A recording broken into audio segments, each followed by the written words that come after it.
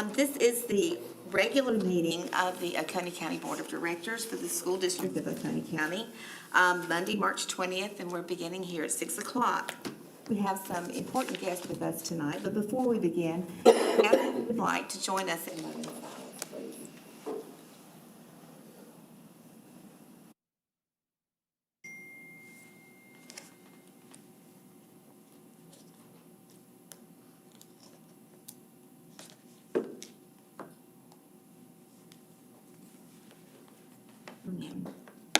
We're now going to have the Pledge of Allegiance, and we have a young wrestler. He's a sophomore at Westwood High School. Holden, you can come on up. His name is Holden Durham. His dad helps coach, and his mom is a teacher, Anna, at Westminster Elementary School. So we're so glad to have him and a lot of the wrestlers with us tonight. But Holden, we'll turn it over to you. Attention, salute, play. I pledge allegiance to the flag of the United States of America and to the republic for which it stands, one nation, under God, indivisible, with liberty and justice for all. Thank you. As we begin our meeting tonight, I'm going to ask if anyone saw anything they wanted added or deleted from the agenda of tonight's meeting. All right, if not, then we will accept with no objection the March 20th, 2023 regular meeting agenda. Now we do have a very special recognition tonight. And I'm going to ask Dr. Brandon Blackwell to come forward from West Oak High School and introduce who's with us tonight. Yes, we appreciate you guys inviting us to celebrate another state championship for our wrestling team at West Oak High School. It's the second one in a row. And at this time, I'd like to ask Coach Derek Strobel to come up.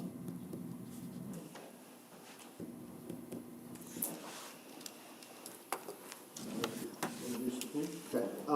Thank you guys for recognizing us again for the second year in a row. We're glad to be here. We hope it happens more and more. Again, and I know I've talked with Dr. Thorson about this, but you know, in spring sports, there's a lot of different sports being played right now. So the great thing is we have a lot of wrestlers that play multiple sports. So we didn't get all of our team here, but the ones that could make it are here. And then we have some other guys that are training to go to high school nationals that are training right now, headed over to Georgia to do some wrestling. So they couldn't make it here, but I'd like to have our wrestling team come up.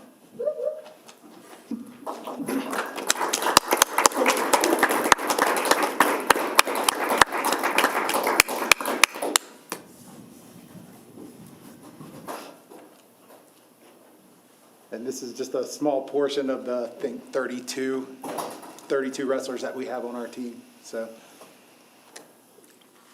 Guys, could y'all introduce yourselves? Students, do y'all mind doing that? go ahead. I'm Jonah Powell. I'm Ryan White Saxon. Holden Durham. Aiden Josh Collins, Corbin Dixon. Josh Durham, Rick McClure. And if we could, board members, can we get down and we'll take a picture and try to get Mr. Hamby to tweet that out, even though he's not with us tonight. Way to go, Warriors!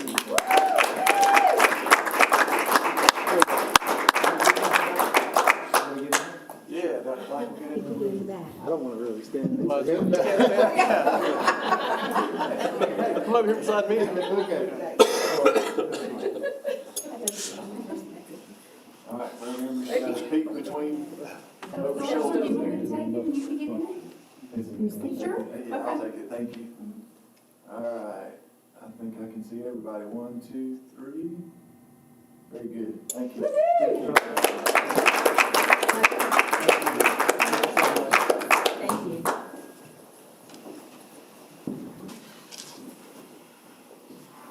And I'd just like to say, a couple years ago when there was a coaching change in wrestling, and Dr. Blackwell was in a tough spot because he didn't have a teaching position to go out and hire a wrestling coach. And the board at the time approved an extra position, and we told Dr. Blackwell, we don't care what he teaches, just go find the best wrestling coach. And he did. And we're thankful that Coach Strobel was willing to come up to Oconee County and 2 for 2, pretty good pretty good record so far. So anyway, congratulations to all you guys, and we appreciate you being here so we can brag on you a little bit tonight. So thanks for coming. Absolutely. And I'm a West Oak warrior through and through, and we are so proud of what you have done. I mean, the wrestling has just been phenomenal in the past, but this is really great. And parents, thank you. Thank you for bringing them here tonight, being with us tonight. And I know as a parent myself, taking them to all the sports things takes up a lot of time, but we really appreciate all you do. And we appreciate these boys being with us tonight. Thank you.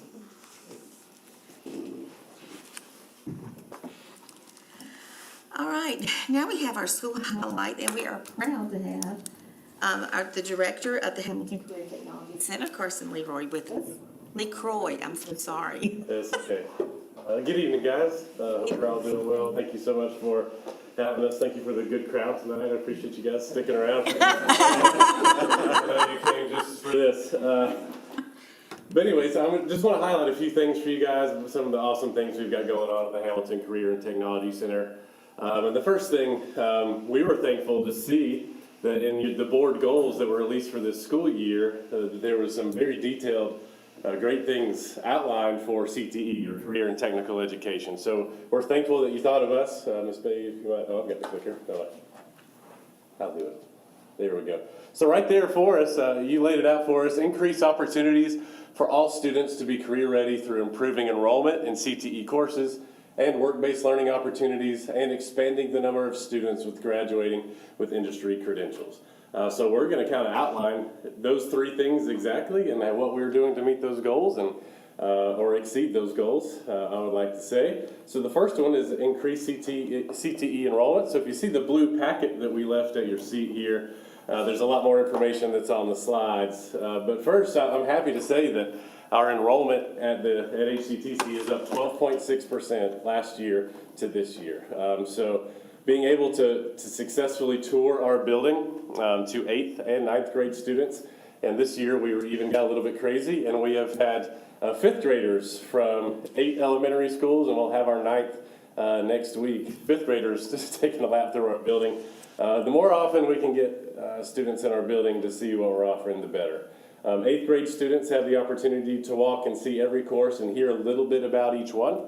And for our 9th grade courses this year, our 9th grade tours, we were actually able to do individualized tours for our 9th graders based on their youth science career and career aptitude and interest data. So I think you guys heard about youth science and how incredible that tool is. Well, we actually use their data to actually place them into 3 different courses. Some in 9th graders, did we do this? Fantastic. Hopefully you saw something that you're interested in, but also hopefully you saw something that maybe you hadn't thought of, but your data says that you'd be good at. So we're really excited to see as course requests are piling in now from the high schools and IGP season. We're excited to see what that looks like for enrollment next year. So we're hopefully continue to trend in the right direction. We also have open houses once in the fall, once in the spring, and in the spring we open it up to everybody. Not just current students, but any students that might be interested, 8th, 9th graders, will hopefully head to us in the future. And one, I believe Dr. Thorsen's going to mention here in a little bit, but just last week we had our elementary STEAM and Career Night hosted at the Career Center. A huge turnout. For about a 30-minute period, there were cars circling the parking lot because there was nowhere to park.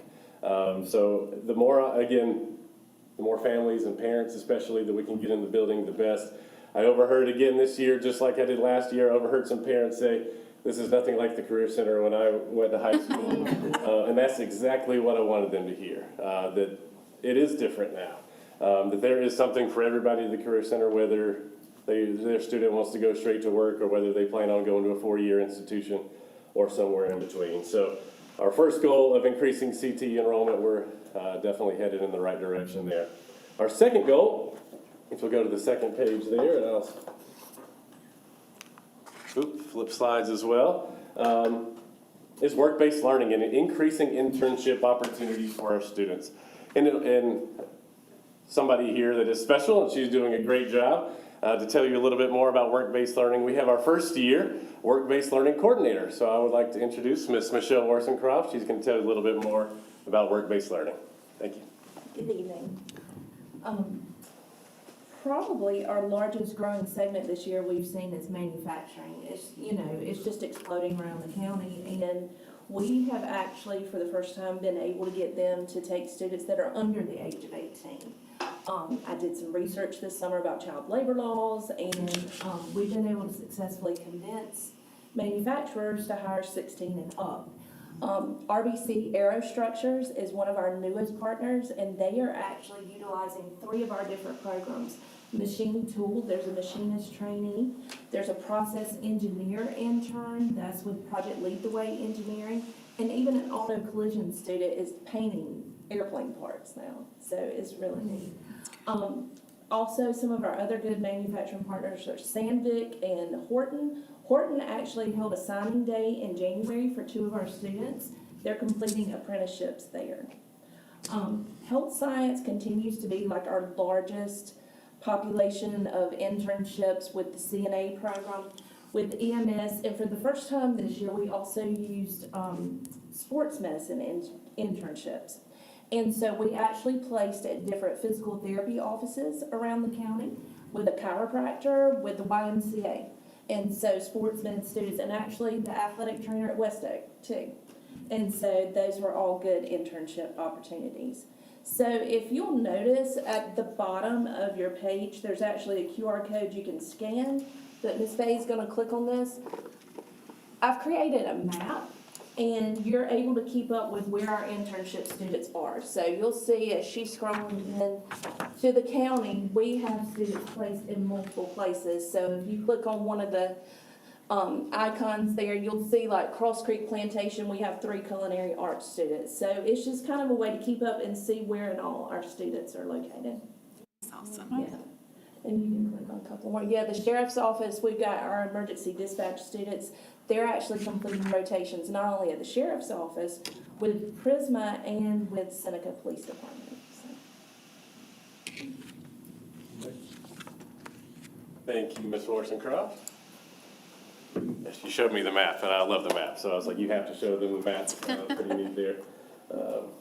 That's great. So you can see our projected numbers there as well. We do expect over 100 students to be finished with their internship in time for us to, or before the end of the school year. So we're excited about that. And the great part about adding Ms. Wollstonecraft as well is she's going to be able to work her schedule a little bit, and so we can help place and track students during the summer as well. So internships aren't just limited to the school year. We're going to help, hopefully, have some students working in the summer with us as well. So moving on to our third goal here of increasing industry recognized credentials. So we want our students to leave with something extra. Yes, they took our courses, but we want to have something to show for it, some sort of certificate or credential, something that they can use to give them a leg up in a competitive workforce to land the job that they want.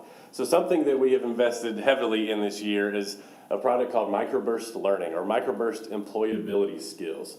The number one thing we hear, and I know you guys hear it too, from any employer, doesn't matter what sector, they want workers who know how to show up on time and communicate, conflict resolution, all of these good things that employers are desperate for.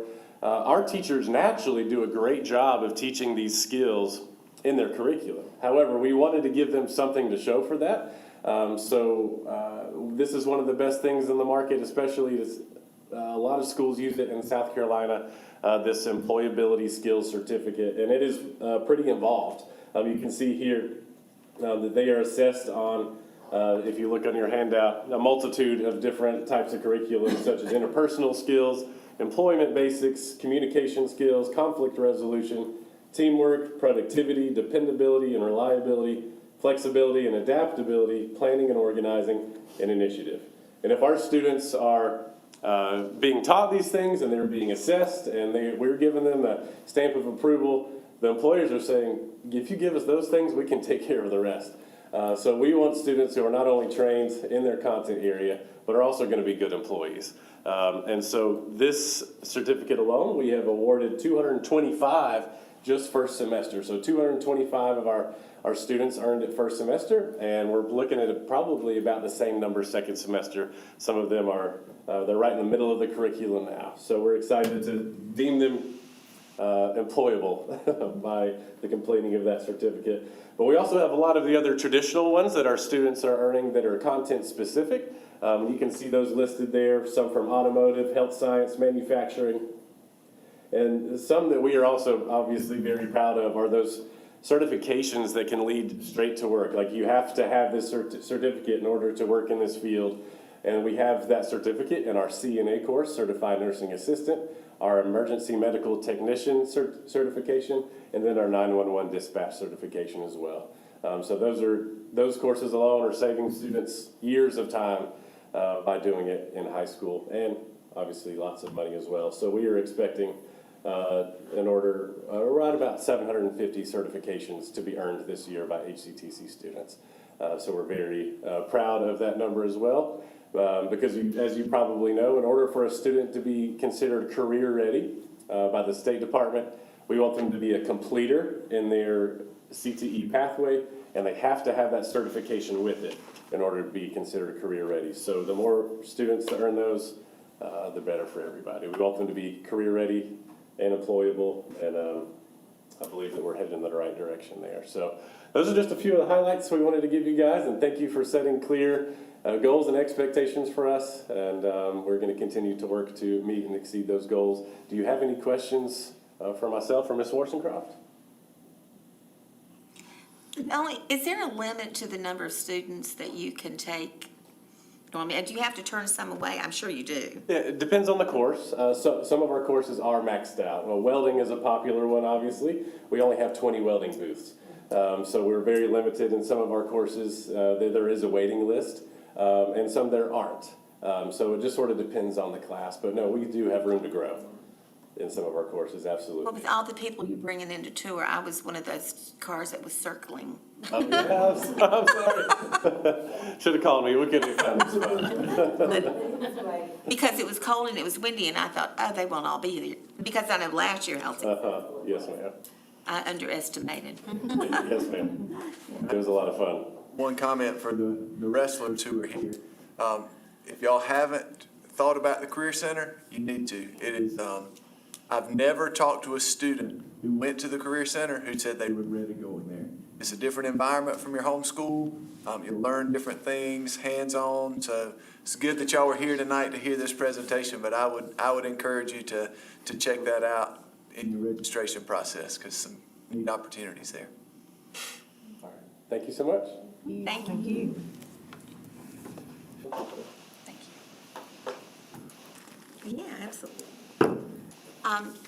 Since y'all have been so kind to be here tonight, we'll give you a pass to leave now if you'd like to. Realize it's You're a welcome school to night. stay. Yes, you are. But we also know that you may not want to. Well, thank you for being here. Thanks, guys.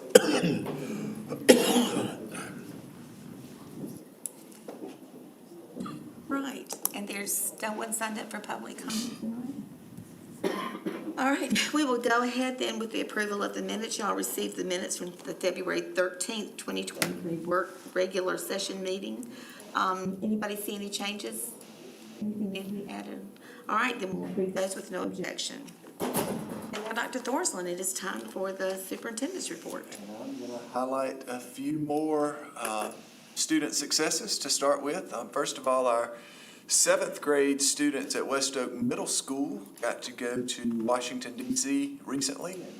Ms. Babe sharing some pictures there, but they got to take part in placing a wreath at the tomb of the unknown soldier, and which they were selected. They applied to do that and were selected. So just great experiences for some of our students to get to Washington and just, I guess, kind of see government in action, see some more hands-on and visual things that they've been learning in the classroom. So we appreciate the teachers at West Oak Middle. Mr. Ray heads that trip up.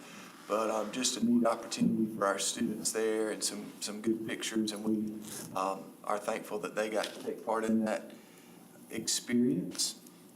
And then, as Mr. LeCroy mentioned just a minute ago, the STEAM night, we've got some pictures of that as well. But just an overwhelming success. The number of students that were there And it was expanded this year to STEAM.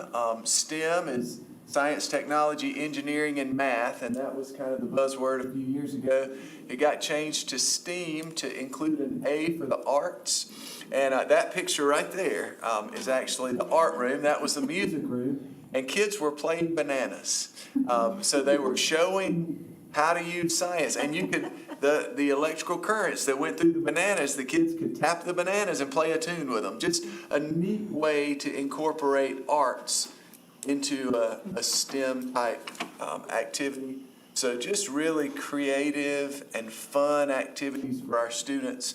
A lot of, in addition to elementary schools who set up different experiments and activities for our kids, we had different manufacturers and businesses from the county that did things. So just really a fun night and just a way to promote fun, hands-on learning for our elementary students. Appreciate the Career Center hosting that and all the work that our elementary schools and instruction department did in pulling that off. Fun night and something that we hope will be just become a yearly occurrence in our county. And then finally, we had a student who was selected. You can see there the SCAEA Western Region Elementary Division winner for a piece of artwork. Stan DeBose submitted this. You can see there just a very creative look at an alligator. And this was selected as a winner. So I wanted to brag on Aubrey Smith and her teacher, Mr. DeBose, but there were also students from Kiwi. Those were the two elementary schools that had student work that was pictured in this competition. And then finally, I just wanted to make sure you guys were aware and just to say it publicly for anybody who's watching. We did participate in the DHEC lead water testing in schools program.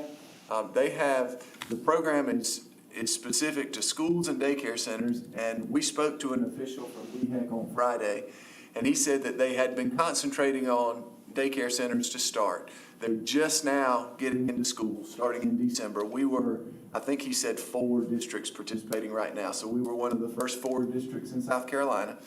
And that just means that DHEC comes in, they take water samples from anywhere where water would be consumed in a school. So water fountain sinks, kitchen sinks possibly in the cafeterias. And this was also specific to schools built prior to 1986 because that's when laws were changed to not use lead-based products in pipe welding. So schools built prior to that potentially had some lead in the pipes. So we tested that. 150 stations were tested in all of our schools that were built prior to 86, and only 5 came back with slightly elevated levels. Now, anything above what DHEC says is safe is a concern. I don't want to minimize it, but I also don't want to create panic because the levels were just slightly over what DHEC allows, and they feel and we feel like it can be remediated very easily. We've closed those fixtures immediately upon notification, and we're buying new water fountains and water filling stations that have filtration at the point where the water comes out.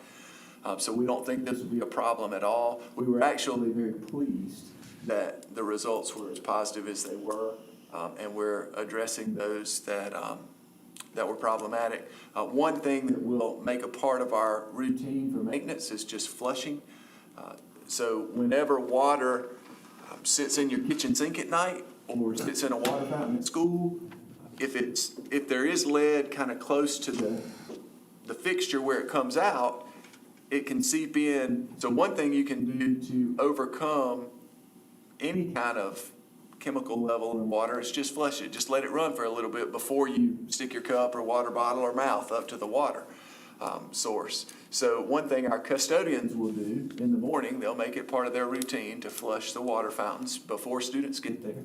So that'll certainly help But the 5 that we had that were problematic, we have closed and are moving towards remedying that situation. And the limits, so I learned on Friday that it's 15 parts per million, 15, so it's 0.015 milliliters per liter. That's the standard. Anything above that, DHEC would flag as problematic. So we did have some that were, say, 0.024, or maybe even a couple that were 0.03. But if you look at lead in water and you just Google levels in other places, there are numbers on the left side of the decimal, not on the right side of the decimal. So this is not, I don't want anybody to think it's like a Flint, Michigan kind of crisis or anything like that. It's not. It's something that we're glad we're aware of. We're going to take care of it, and then we'll move on. So happy to answer any questions if you have any. Anybody have any questions that didn't get that? All right. Then the majority of their evening's going to be spent on action items. We've got several policies up for first reading tonight. Dr. Dorsey, these look like yours. They are, and we talked about those last week. So the first 2, the unencumbered time policies, are directly a result of legislation that was passed in our South Carolina legislature last year. And it's primarily for elementary teachers because elementary students need more supervision. Elementary teachers don't often get the same amount of unencumbered time as our middle and high school teachers. And that's something that's an issue across our state. And this legislates that all teachers get at least 30 minutes of unencumbered time. And that's not, I don't want anybody to think that that's time for teachers to sit back and do nothing. If you come observe our teachers, particularly in elementary schools, you'll know that there's not a minute of the day that they're not doing something. And so they're extremely busy, but this is the right thing to do. And next month, in the budget process, you'll see, and we'll talk next month, but about a few monitor positions that we're going to try to put in our elementary schools to help teachers do their lunch duty, recess duty, car bus duty, that type thing, to make sure that we are, without excuse, abiding by this law that's now turning into a policy. But that's kind of the background for those. And then the homeschool policy we've talked about quite a bit in the fall. We kind of put it on the back burner for a little bit, but we do need to get it passed for next year. And what you'll see on the draft there, again, we discussed last week, the changes that we're making, we're implementing something that would allow folks who are maybe struggling with money a little bit to fill out a form, and if they do meet the same guidelines that our students would be required to meet for free or reduced lunch, a homeschool family could get reduced fees and monthly payments rather than a one-time fee to take a class. We're opening up junior ROTC to anybody for free because half of that program is paid by the federal government anyway, and we want to do anything we can to support the military in our country. So that's a minor change. And I think those are the main changes.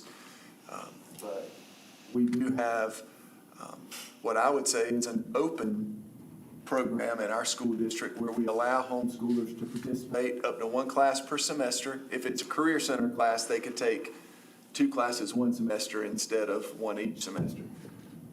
But they do pay a fee because by homeschooling, we give up state funding for that child. We don't get any state funding for that child, and that's seen as a replacement for the state funding that we're not getting based on that family's decision to homeschool. So again, many neighboring districts taking classes for homeschoolers is just not an option. They just say no. And we feel like we're opening the doors. We've got a very positive relationship with many of our homeschool families, and I want to keep that. But I feel like this is probably the best compromise we can make going forward with the reduced price for families that are struggling financially and then opening up junior ROTC.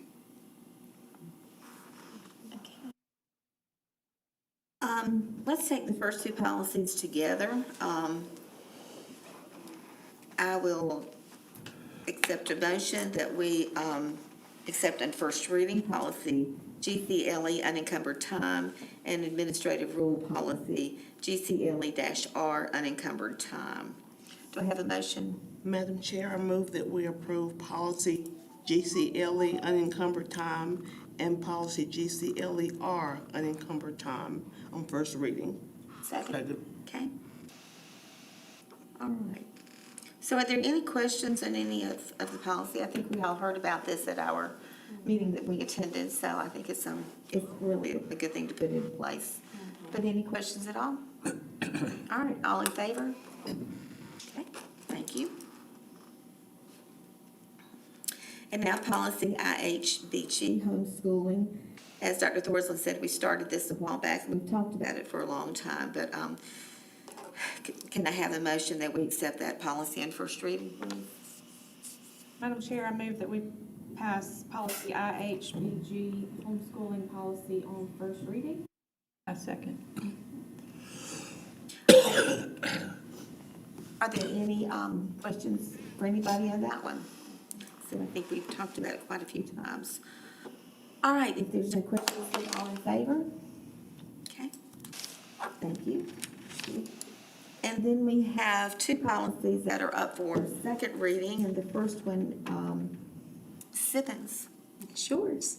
Thank you. All right, this is the Library Media Center material selection and reconsideration process. We've been through it in this meeting. I shared it at the parent advisory meeting that some of you were at as well.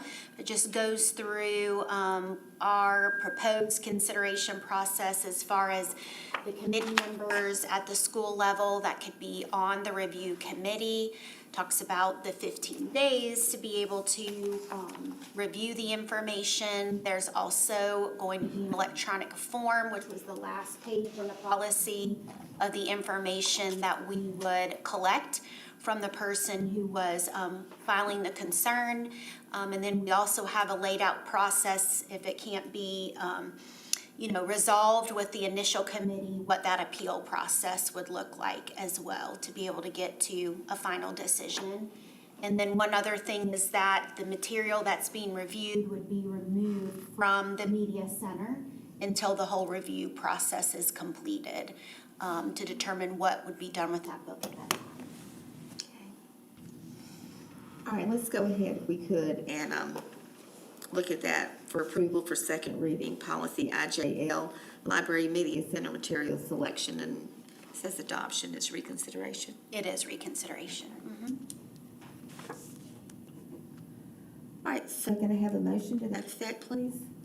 Madam Chair, I move that we approve policy IJL Library/Media Center material selection and adoption.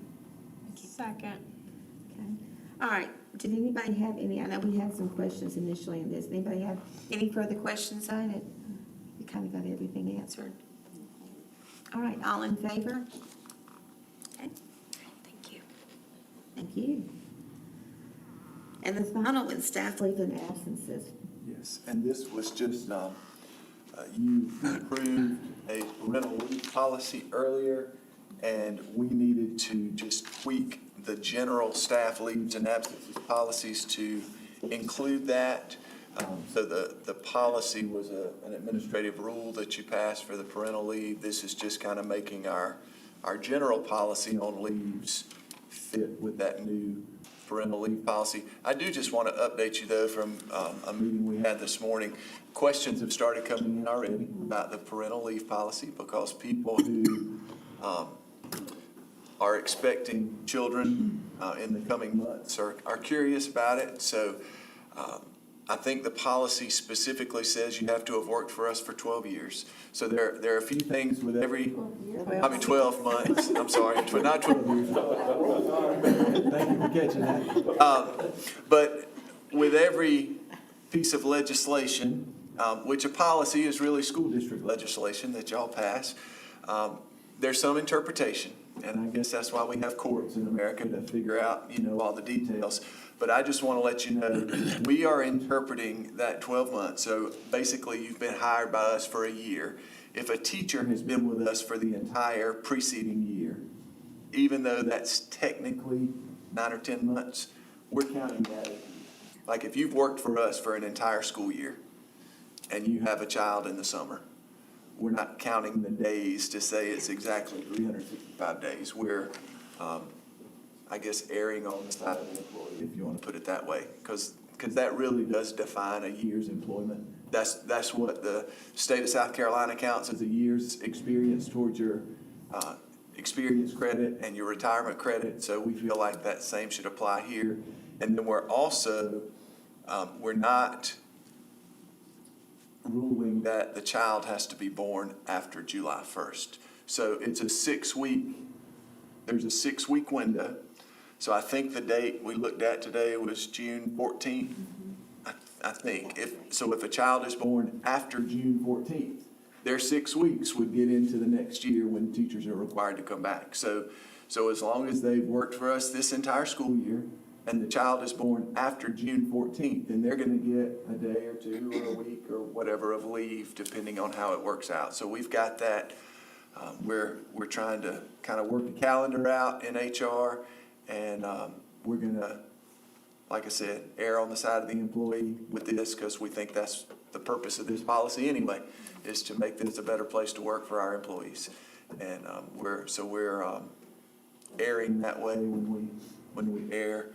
So we did talk about that, but we're excited to get this policy implemented, and I do think it's going to be good for our employees. So I appreciate y'all passing that in the fall and then making this minor tweak to policy GDC now. All right, thank you. So if I could have a motion that we approve on second reading, final approval, policy GCC-GDC, staff leave and absences.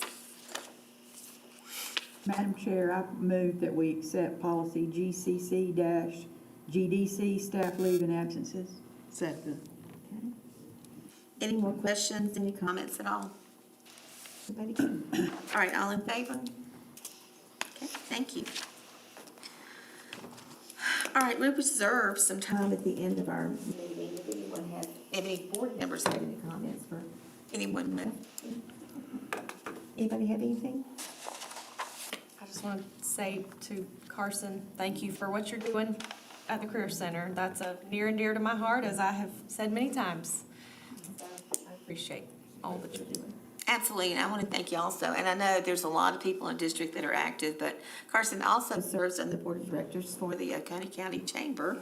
And so we appreciate his participation there and working with that group of people who are in the business world. So thank you. Anybody else? I want to say ditto, being a career technology teacher as well. I appreciate it. I went to the open house last week, and it was very informative. So thank you. Thank you. And I'm glad we had a picture of the bananas, because my choir director teaches music, and so she kept talking about the bananas, and somehow I was picturing banana peels. I was picturing bananas. So I'm so glad we had the banana picture. So I have a better feel for that. But thank you. All right, if there's nothing else, then we will be adjourned. Can I get a motion to go into executive session for personnel items, employment recommendations and changes, and an expulsion hearing, student appeal? So Okay. I have a motion and a second. All in favor? Second. Oh, I didn't hear you say. Thank you. We appreciate you being here. Megan. Yeah. Thank y'all. Thank you.